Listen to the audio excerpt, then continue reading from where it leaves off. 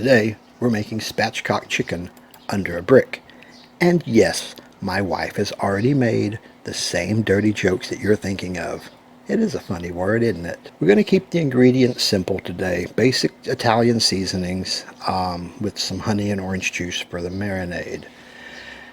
First thing you want to do is smash the garlic with the blade of your knife. When you smash it, it peels easily. You don't have to peel it first. And it also releases the oils better than just chopping it, I think. So always smash them, throw them in. I'm doing about 4 cloves. There is no recipe, so sorry. If you need a recipe, I'll try and make one up. But you get the garlic done, pour in some honey. Yes, about, that much. Pour in your orange juice, enough that you're going to think maybe it'll cover the chicken. Generally, I'll use like sesame oil, soy sauce, make more of an Asian style chicken. But it's so hot right now, I want just a nice light, the lemon, orange juice, Italian seasoning. You go for a nice light flavor. Should be good. We're going to add in all the spices. I pour it into the cap to see how much it is. It's, I don't know, 2 teaspoons, a tablespoon of each, whatever. It is best if you can get fresh herbs, but can't really get them here. Like fresh, the coriander seeds. Good luck.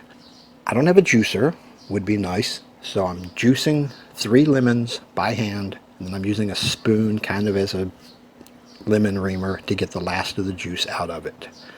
I just need a little bit of lemon juice.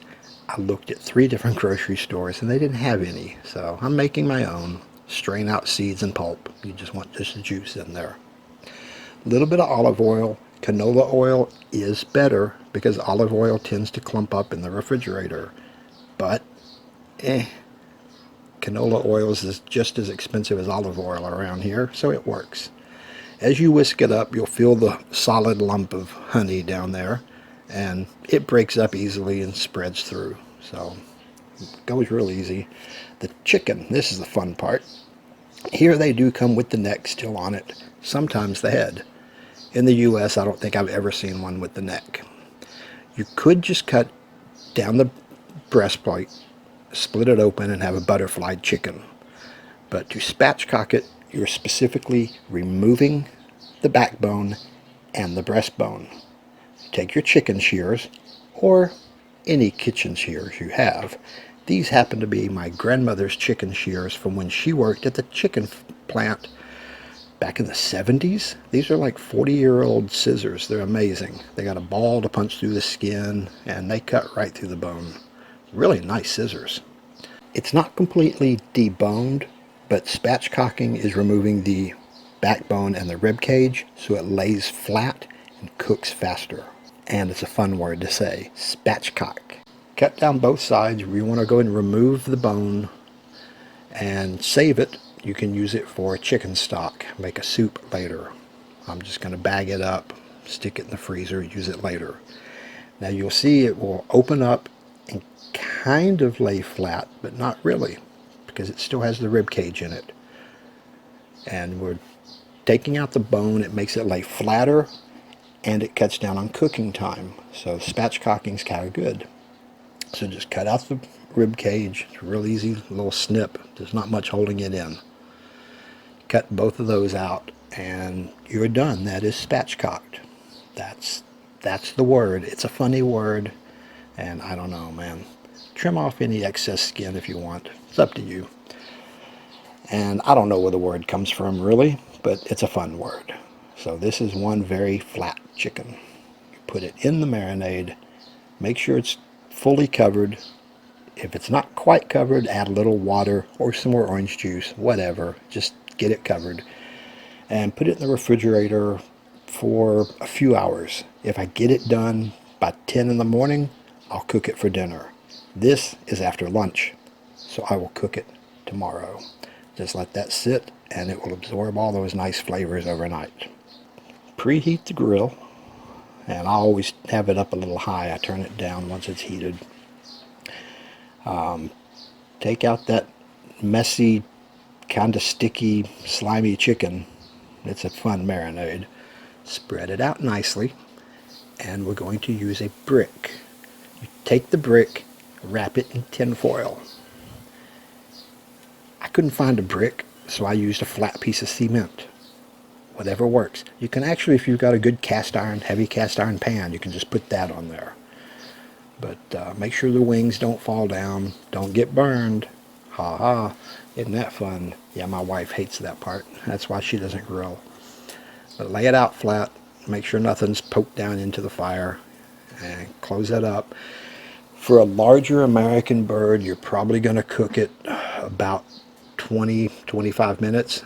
For the small birds here, 15-20 maybe.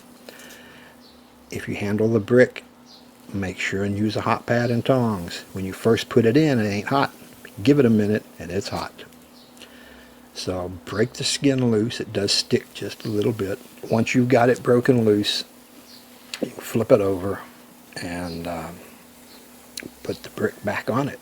Be careful, the brick is still hot. So just smooth it out, lay it around. The brick will cut cooking time by about 15 minutes. It holds it flat, gets a good sear on the skin, so you get a good crispy skin, and it just helps with shortening the cooking time. I've got a little melted butter. The pan is not very hot. I just heated the pan, put in the butter, let it melt on its own, and a small amount of orange juice and honey.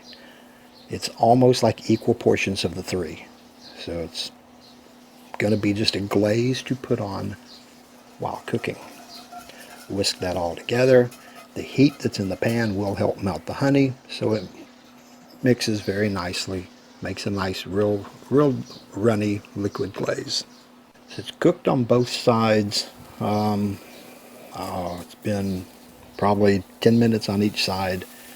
Check the temperature. You want it to get to about 170 as an internal temperature on the thickest part.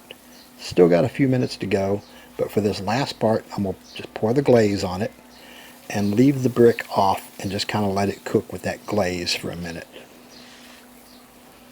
The glaze is optional, but most of the marinade kind of runs off. It does soak into the meat, but I like to put a glaze on.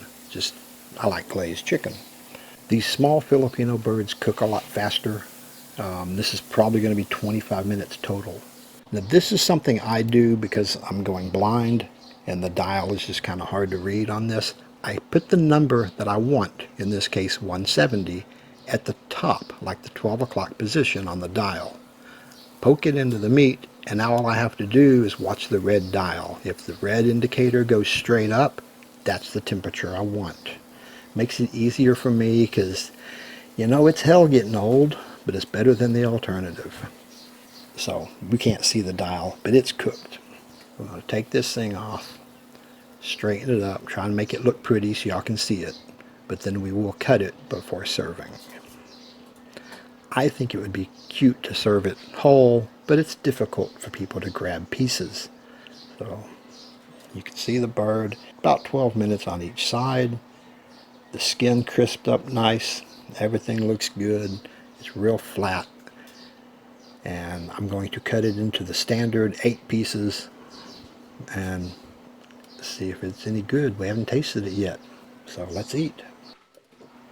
I prefer a fancier rice, but since this has got all the good flavor in the chicken, plain rice works, and pretty much all we use here is plain rice anyway. The real test is, does she like it? What do you think? Tastes good. She says she does, and she ate it for lunch, so I think she does. This is kind of a fun way to grill the chicken. Cooks faster, and it's just an interesting presentation anyway. I enjoy it. That's pretty nice. Just a little light spice. The orange, honey, and butter are there, but not overpowering. I think I like it.